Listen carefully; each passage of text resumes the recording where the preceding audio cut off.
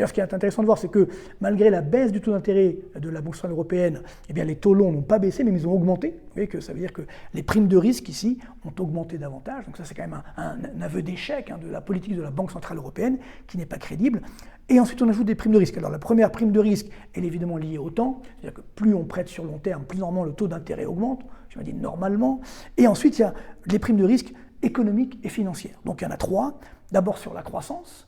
Donc si la croissance augmente, les taux d'intérêt ont tendance à augmenter. Si l'inflation augmente, idem, les taux d'intérêt ont tendance à augmenter. Et sur le déficit public, et on va dire la crédibilité des États à réduire leur dette, à ce moment-là aussi, ça va augmenter. Donc si on fait le bilan pour la France, donc croissance, c'est vrai que c'est pas génial, on est à 0,4% cette année, donc là, on va dire prime de risque nulle, ça n'a pas augmenté. Inflation, pour l'instant, se stabilise autour des 1%, mais je pense que ça va légèrement augmenter, donc petite prime de risque légèrement positive sur donc l'inflation, mais surtout le drame, c'est sur le déficit public.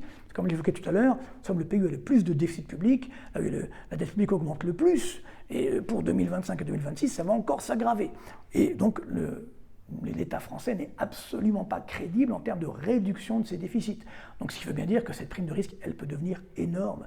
Et c'est là où, j'ai envie de dire, la limite c'est le ciel, comme on dit selon le proverbe, c'est qu'effectivement, ça peut aller très loin, ça peut aller très vite. Alors, évidemment, si on se souvient du cas grec, bon, on n'ira pas jusque-là, mais ça fait quand même froid dans le dos. Pendant la crise grecque, le taux d'intérêt à 10 ans de la dette publique grecque était monté à 38%. Quand Tsipras est arrivé au pouvoir à l'extrême gauche, donc en 2015, on est monté à 20%. Donc ça, c'est pour ceux qui sont tentés par ces scénarios un petit peu dangereux.